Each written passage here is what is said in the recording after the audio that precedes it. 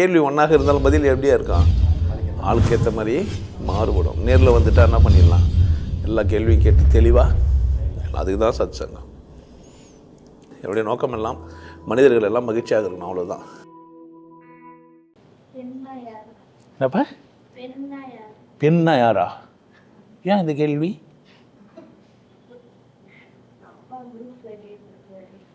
அப்பா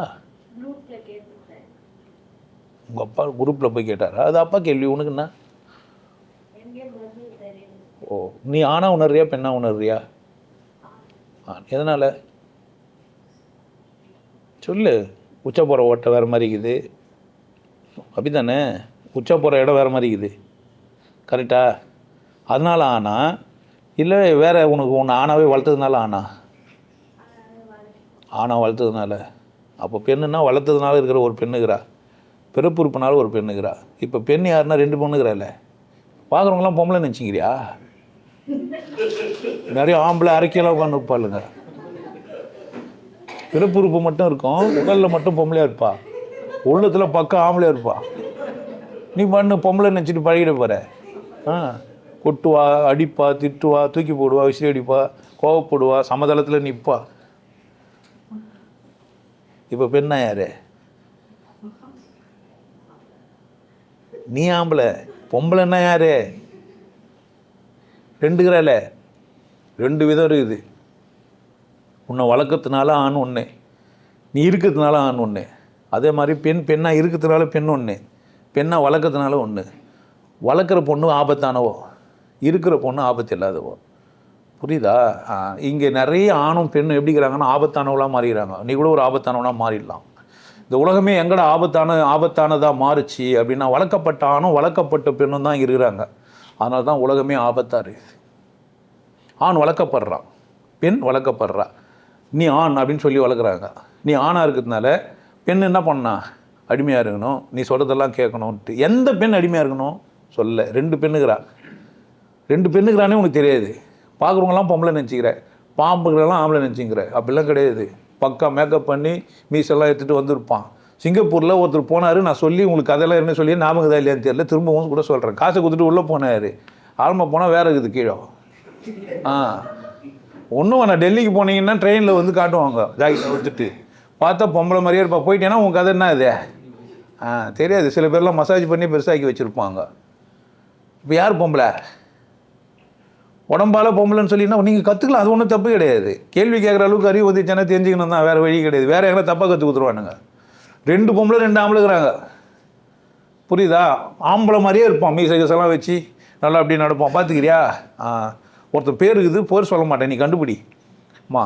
அது வந்து வாழ்கிற கலையை கற்றுருவார் அவர் நடக்கும்போதே பாரு. புரியுதா? அவ்வாறு நோக்கினால் எவ்வாறு நானே ஒத்திகைகள் பார்த்து எதிர்பார்த்து. இப்போ நான் ஆம்பளையா பொம்பளையா? இந்த சேஷ்டை பண்ணும்போது எப்படி தெரிஞ்ச உனக்கு சொல்ல? பொம்பளை மாதிரி தெரிஞ்சல. இப்போ ஆம்பளையா பொம்பளையா? நானே வளர்க்கப்பட்ட விதத்தில் கற்றுக்கிற விதத்தில் பொம்பளையாக முடியும். ஆனால் அசல் யார் தான்? நான் ஆண் தான். ஏன்னா எனக்கு அந்த உச்சப்புற ஓட்டை வேறு மாதிரி இருக்குது. புரியுதா? அது உனக்கு தெரியாது. இப்போ தாடியெல்லாம் வச்சுக்கிறதுனால மட்டும் ஆண் கிடையாது. வளர்ந்தோன்னா ஆணாக வளரணும், ஆணாகவும் இருக்கணும், ஆணாகவும் வளரணும். இப்போ 2 ஆணாக இருந்தால் ஆண். அதே மாதிரி பெண்ணாகவும் வளரணும், பெண்ணாகவும் வளர்க்கப்பட்டிருக்கணும். அப்போ தான் அவள் யார்? பெண். ஆனால் வளர்க்கப்பட்ட ஆணும் வளர்க்கப்பட்ட பொண்ணும் சரியாக வளர்க்கலைன்ட்ட நான். ஆணை சரியாக வளர்க்கலை, ஆணுக்கு சொல்லி தரவே இல்லை. என்னான்ட்டு டேய் நீ எப்போவுமே ஆம்பளையாக இருக்க முடியாதான்னு உனக்கு என்ன சொல்லவே இல்லை, சொல்லவே இல்லை. நீ பெரிய பிடிங்கலாம் நினச்சி நிற்காத, பொம்பளைலாம் அப்படியே நீ திருப்தி பத்திரலாம் நினச்சிக்காத. மயிறு சமயத்தில் என்ன ஆகிடுவேன், பீஸ் போயிடுவேன். நீ தான் பெரிய வீராதி வீரன் சூராதி சூரன்லாம் நம்பின்னு தெரியாத. அதனால தான் நீ உண்மையான ஆணையும் தோக்கடிக்கிற. வளர்க்கப்பட்ட ஆண் எப்போவுமே என்னவா இல்லை, அப்படி இல்லை. ஆம்பளையாகவே எல்லோரும் எப்போவுமே இருக்க முடியாதுன்னு யாருக்கு சொல்லித்தரல? ஆணுக்கு சொல்ல. பொண்ணுக்கிட்டையும் வழக்கு விட்ட விதத்துலேயே நீ பொம்பளையாகவே இருக்கணும்னு ஒன்றும் கிடையாது. கொஞ்சம் என்ன பண்ண வீர தீர செயல்கள்லாம் செய்யணும். ஐயோ பொம்பளை வண்டி ஓட்டலாமா? என்ன பிரச்சனை? முறுக்கிறதுக்கு கை வேணும், அப்படி தானே? உதைக்கிறதுக்கு கால் வேணும், ஸ்டேரிங் பிடிக்கிறதுக்கு கை வேணும், அப்படி தானே? அப்போது இப்போ இந்த வேலை செய்யலாம், இந்த செய்ய கூடாதுன்னு யார் சொன்னாங்க? இடுப்பில் நடுவில் கிட்ட மறையணும். பாவாடை கட்டியா இப்போ வேஷ்டி கட்டியா? பொம்பளைன்னா வேஷ்டி கட்டி, ஆம்பளைன்னா வேஷ்டி கட்டி, பொம்பளைன்னா பாவாடை கட்டின்ட்டு. எனக்கு ரொம்ப நாளாக சந்தேகம், இப்போ கூட தீரல எனக்கு. புடவை கட்டுறாங்க, எதுக்கு பாவாடை கட்டுறாங்க? நான் எங்கள் அம்மாவை கேட்டேன், மெலிசா இருக்குண்டா துணி, அதனால் உள்ளகத்தெல்லாம் தெரியும், அதனால் பாவாடைன்னா. உள்ளகத்து ஆம்பளை தெரியாது. இப்போ நான் மட்டும் 4 மணி தான் வேஷ்டி கட்டினுக்கிறேன். உள்ளகிற ஜெட்டியும் தெரியுது, கோமனம் கூட தெரியுது. சில பேர்லாம் இப்போ பார்த்தீங்கன்னா கோமனம் கட்டின்னு வருவான், வேஷ்டி கட்டிருப்பா தெரியும் அப்படியோ. அவன் வருத்தப்படவே இல்லையா அதுக்கு? நீ மட்டும் ஏன் வருத்தப்பட்ட? அப்போ உன்னை என்ன பண்ணி வச்சுக்கிறாங்க, வளர்க்குறாங்க. எப்படியே இப்படி பண்ணாத, அப்படி பண்ணாத, இப்படி நடக்கூடாதுன்னு வாங்க. எங்கள் பாட்டி என் தங்கச்சி அக்காங்களுக்கெல்லாம் ஏன் எப்படின்னா இருந்தா என்ன ஃபோட்டோலாம் பார்த்தீங்கன்னா எப்படி இருப்பாங்க பார்த்தீங்களா? அப்போல்லாம் வளர்க்கப்பட்ட பொண்ணு எப்படி இருப்பா? பகல் தூக்கின்னு இருக்கும். இருக்குது தானே இருப்போது. அப்படி பண்ணால் மட்டும் தெரிஞ்சு மறையுது இது. அப்போ மேடு தூக்கின்னு தான் இருக்குது.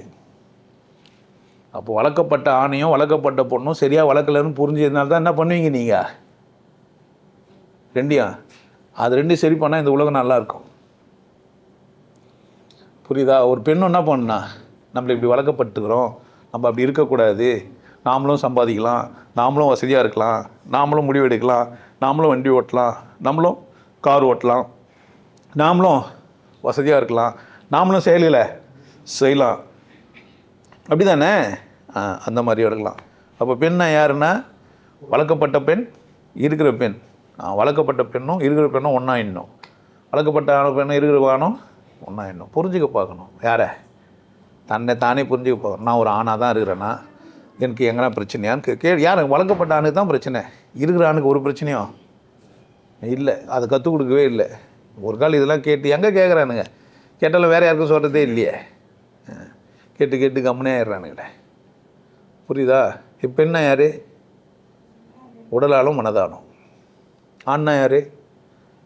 உடலாலும் மனதாலும். ஆணும் இல்லை பெண்ணும் இல்லைன்னு ஏன் சொன்னாங்க? கடவுள்னா கடவுள் ரெண்டுமே இல்லை.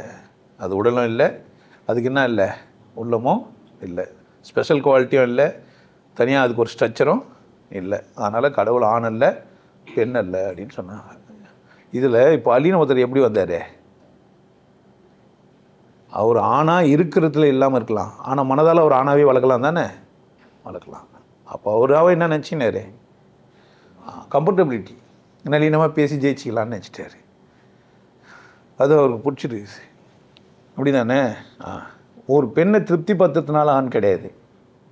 ஒரு பெண்ணை திருப்தி பத்துனா கூட அவர் யார் தான்? ஆண் தான். அதே மாதிரி ஒரு ஆணை திருப்தி பத்துனா தான் பெண் கிடையாது. பத்துனா கூட அவர் யார் தான்? பெண் தான். அதனால் நீங்கள் ஒரு பெண்ணாக இருக்கணும் ஆணாக இருக்கணுன்றதுலாம் யார் இஷ்டம்? உங்கள் இஷ்டம். முதல்ல உங்களுக்கு இஷ்டம் இருக்குதுன்னு முதல்ல புரிஞ்சுங்க. எங்கே உங்கள் இஷ்டத்தை பார்க்குறீங்க? உங்களுக்கு என்ன தேவைன்னு யாரே கேட்க தெரியல. நீங்கள் உங்களே கேட்க தெரியல. உங்கள் தேவையெல்லாம் மறைச்சிக்கணும் ஒழிச்சிக்கணும் வாழ்ந்துன்னுக்கிறீங்க. பாவமாக இருக்குது. அது மிஞ்சி ஒருத்தன் வந்து சொன்னான்னா அவனே அடிக்கலாமான்னு பார்க்குறது. டேஸ்ட் அவள் தான் முடிஞ்சிச்சு. அதை டீல் தான். அப்படி தானே? என்ன வயசு? 11 ஆகப்போகுது. பெண்ணுன்னா என்னன்னு கேட்குறாரு. பதிவு பண்ணி வச்சுங்க. நீங்கள்லாம் கேட்டிங்களா 11 வயசில்? ஏன் சந்தர்ப்பமே இல்லை. எங்கன்னா குருக்கிட்ட போய் ஒரு 11 வயசு பையன் பொண்ணுன்னா என்னன்னு கேட்க முடியும்? அதுவே பெரிய வரம் தான் நமக்கு. உங்களுக்கு எல்லாருக்கும் ஒரு விஷயம் சொல்கிறேன். ஆனந்த வாழ்வு அப்படின்ற ஒரு கோர்ஸ் யூடியூப்பில் போட்டு வச்சுக்கோங்க. Happy life course. நீங்கள் மெம்பர் ஆனீங்கன்னா ஆனந்த வாழ்வு கோர்ஸை நேரடியாக நீங்கள் யூடியூப்பில் பார்க்கலாம். ஃபேமிலியாக டிவியில் போட்டு என்ன பண்ணலாம்? எல்லாரும் ஃபேமிலியாக போட்டு பார்க்கலாம். ஒருத்தர் தான் சப்ஸ்கிரைப் பண்ணீங்க, 5 பேர் 6 பேர் என்ன பண்ணலாம்? நீங்கள் அதை பார்க்கலாம். வாய்ப்பு பயன்படுத்திக்கப்பா.